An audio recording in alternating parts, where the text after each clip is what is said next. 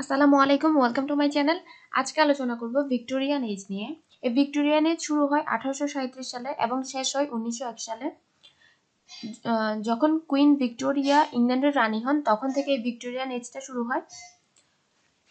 Victorian age এবং queen Victoria সিংহাসনে বসা অনেকটা সেমই।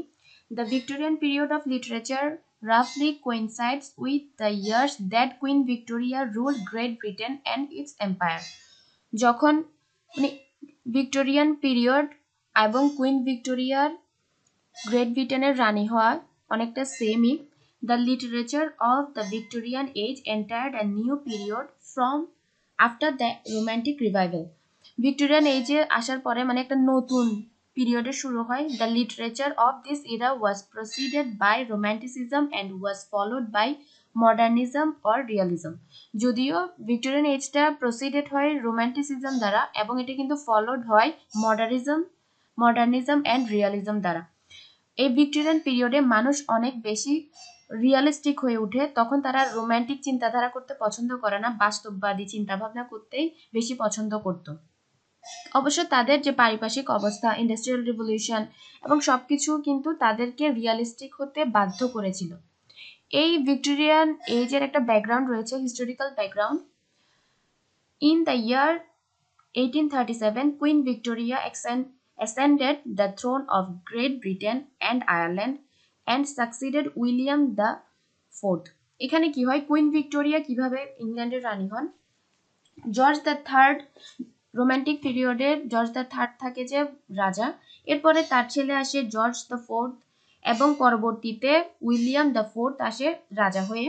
উইলিয়াম ফোর্থের পরে তার নিজ কুইন ভিক্টোরিয়ায় ইংল্যান্ডের রানী হন। She served for a period of 64 years till her death in 1901. তিনি 64 বছর রাজত্ব করেন, এরপরে 1901 সালে তার মৃত্যু হয়। and it is one of the longest reigns in the history of England. এটা সবচাইতে longest reign ছিল। The period was marked by many important social and historical changes that altered the nation in many ways. এই Victorian এজে social এবং historical অনেক বেশি change হয়, যেটা নেশনকে, পুরো জাতিকে অনেকটা চেঞ্জ করে দেয়। The population nearly doubled, the British empire expanded exponentially, and technological and industrial progress helped Britain become the most powerful country in the world. তখন কি হয়, এই ভিক্টোরিয়ান এজে পপুলেশন কিন্তু অনেকটা ডাবল হয়ে যায় আগের তুলনায় এবং ব্রিটিশ এম্পায়ার অনেক বেশি এক্সপেন্ডেড হয়ে যায়। টেকনোলজিক্যাল এবং ইন্ডাস্ট্রিয়াল অনেক ইমপ্রুভ হয় তখন, মোটামুটি সবকিছুরই চেঞ্জ হয়ে যায় এই ভিক্টোরিয়ান পিরিয়ডে। এটা হচ্ছে হিস্ট্রিক্যাল ব্যাকগ্রাউন্ড। এরপর আসি এই ভিক্টোরিয়ান এজের ক্যারেক্টারিস্টিক্স কি ছিল, কিভাবে তারা লিখতো এবং কি কি সামাজিক পরিবর্তন হয়েছিল এই ভিক্টোরিয়ান এজে। It was the time of the world's first industrial revolution, political reform and social change. Charles Dickens and Charles Darwin. এই ইন্ডাস্ট্রিয়াল রিভলিউশনের কারণে কিন্তু সোশ্যালি অনেক বেশি চেঞ্জ হয়েছিল, কারণ ইন্ডাস্ট্রিয়াল রিভলিউশনের কারণে দেখা যায় গ্রাম থেকে মানুষ শহরে আসতে শুরু করেছিল। মানুষের ওয়ার্কিং ক্লাস পিপলের যদিও অনেক ইমপ্রুভ হয়েছিল, তাদের আস্তে আস্তে সামাজিক পদমর্যাদা, আর্থিক অবস্থা সবকিছুর পরিবর্তন হচ্ছিল, কিন্তু এরপরও শহরে অনেক বেশি বস্তি তৈরি হতে থাকে। তারপর হচ্ছে তারা অনেক বেশি আনহাইজেনিক লাইফ লিড করতে থাকে। এ সব কিছুই হতে থাকে এবং এছাড়াও পয়েটরা তখন এই ইন্ডাস্ট্রিয়াল রেভলিউশন এসব কিছু নিয়ে লিখতে শুরু করে এবং নিউজ পেপারও ব্যাপক প্রসার ঘটে। এরপরে পলিটিক্যাল রিফর্ম। পলিটিক্যালি কি রিফর্ম হয়, এই ভিক্টোরিয়ান এজে এসে মানুষ ভোটাধিকার পায়, প্রত্যেকটা মানুষের ভোট দেওয়ার অধিকার আসে। এছাড়াও প্রত্যেকটা মানুষের মতামতের একটা মত দেওয়ার ব্যাপারটা আসে। সোশ্যাল চেঞ্জ, সোশ্যালি কিন্তু অনেক বেশি চেঞ্জ হতে থাকে, ডেমোক্রেসি ডেভেলপড হয় এই ভিক্টোরিয়ান এজে। এছাড়াও 1833 সালে স্লেভদের ফ্রি করে দেওয়া হয়। নিগ্রোদেরকে তখনকার সময়ে একটা বেঁধে রাখা হতো, তাদেরকেও ফ্রি করে দেওয়া হয় এবং ফরেন রিলেশনশিপগুলো স্ট্রং হতে থাকে ভিক্টোরিয়ান এজে। তখনকার সময়ে গ্রেট রাইটার ছিল Charles Dickens and Charles Darwin. তারা ভিক্টোরিয়ান এজে অনেক বেশি তারাই খুব গ্রেট রাইটার ছিল প্রথম দিকে ভিক্টোরিয়ান এজে শুরুর দিকে। এছাড়াও এর railway broom and the first telephone and Telegraph, তখনকার সময়ে প্রথম মানে ভিক্টোরিয়ান এজে ফার্স্ট ক্যামেরা, টেলিগ্রাফ এগুলোর আবিষ্কার হয়, এগুলোর ইমপ্রুভমেন্ট হতে থাকে এবং এগুলোর ইমপ্রুভের সাথে সাথে কিন্তু মানুষের জীবনযাত্রারও ইমপ্রুভমেন্ট আসতে থাকে। টেকনোলজি যখন উন্নত হচ্ছে মানুষের জীবনযাত্রা অবশ্যই উন্নত হতে থাকবে। বাট দ্য ভিক্টোরিয়ান এরা, the 63 years period from 1837-1901 that marked the reign of England's Queen Victoria also saw a demise of rural life as cities rapidly grew and expanded. Long and regimented factory hours and the start of the Crimean War and Jack the Ripper. সবকিছুর যেমন একটা ভালো দিক থাকে, ঠিক তেমন একটি খারাপ দিকটাও থাকে। ভিক্টোরিয়ান এজও ঠিক তেমন ছিল। তখন কুইন ভিক্টোরিয়া কি হচ্ছে, রুরাল লাইফটা অনেকটা বেশি মৃত্যুর মতো একটা অবস্থা হয়েছিল। সিটিসটা রেপিডলি বড় হতে থাকে, কারণ গ্রাম থেকে মানুষ শহরের দিকে আসতে থাকে, এই কারণে সিটিটাও অনেক বেশি বড় হয়ে যাচ্ছিল মনে হচ্ছিল বা expanded. Long and regimented factory আওয়ার্সটাকে কর্মের যে সময় ছিল ঘন্টাটাকে বাড়িয়ে দেওয়া হয়। The start of the Crimean war, এবং ক্রিমিয়ান ওয়ারও শুরু হয়ে যায় এই ভিক্টোরিয়ান এজে। এটা হচ্ছে সোশ্যাল চেঞ্জ হতে থাকে।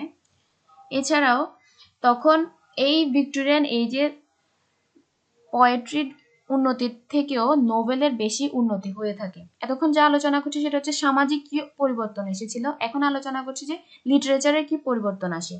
Although poetry and plays were important in Victorian cultural life, the period is known as the Great Age of the Novel.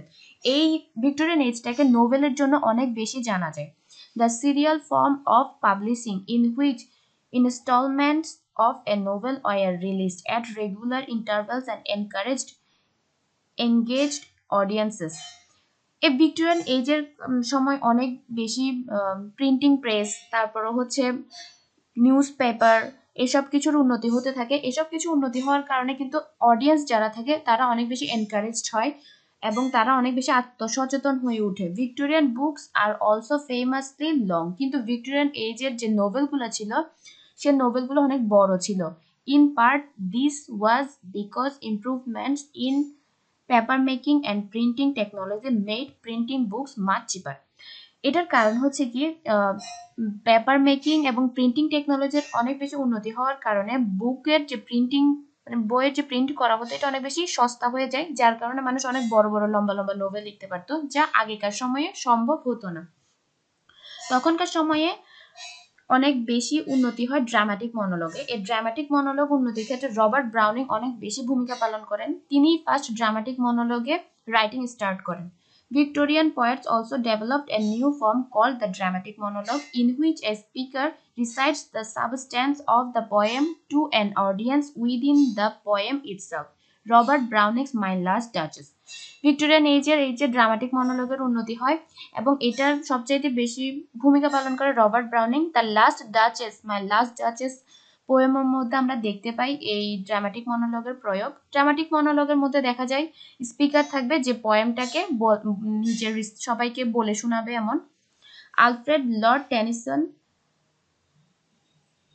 also used the form in Ulysses, এবং আলফ্রেড লর্ড টেনিসনও কিন্তু এই dramatic মনোলগটা তার poem ইউলিসিসে ব্যবহার করেছিলেন। এই Alfred Lord Tennyson Victorian এজের famous writer ছিল। তাকে বলা হতো জনগণের মুখ, মাউথ বলা হতো, কারণ তিনি তার লেখনের মধ্য দিয়ে সকলকে এনকারেজ করত। প্রত্যেকটা মানুষের কথা তিনি তার লেখার মধ্যে দিয়ে তুলে ধরত। এই ভিক্টোরিয়ান এজের ফার্স্টের দিক থেকে তিনি তার লেখা শুরু করে, মানে যখন রোমান্টিক এজে সব পয়েটের ডেথ হয়ে যায় ঠিক তখন থেকেই আলফ্রেড লর্ড টেনিসন এবং রবার্ট ব্রাউনিং তাদের লেখাটা স্টার্ট করে। Poets like Tennyson and Brownings and Rossetti frequently wrote poetry in order to create a powerful emotional effects on the reader. তাদের লেখাগুলো ছিল মেইনলি মানুষের ইমোশনাল ইফেক্ট করার জন্য, মেইনলি তারা মানুষকে সচেতন করত, মানুষের কথা লিখত। কিন্তু কিছু পয়েট ছিল যারা শুধু এন্টারটেইনের জন্যই তাদের পোয়েট্রিগুলো লিখতো, তাদের নোভেলগুলো লিখতো, কিন্তু এই পয়েটগুলো তেমন ছিল না। তাই জন্য আলফ্রেড লর্ড টেনিসনকে বলা হতো জনগণের মাউথ। আলফ্রেড লর্ড টেনিসন ছাড়াও আরো অনেক পয়েট ছিল এই ভিক্টোরিয়ান এজে। Alfred Lord Tennyson, Robert Browning, Elizabeth Barrett Browning, Matthew Arnold, এরা ফেমাস রাইটার ছিল ভিক্টোরিয়ান এজে। এবং কিছু ফিমেল রাইটারও ছিল যারা খুব বেশি ভূমিকা পালন করে। এই ফিমেল রাইটারদের মধ্যে 3জন সিস্টার ছিল যাদেরকে ব্রন্টি সিস্টার বলা হতো, Charlotte Brontë, Emily Brontë and N Brontë.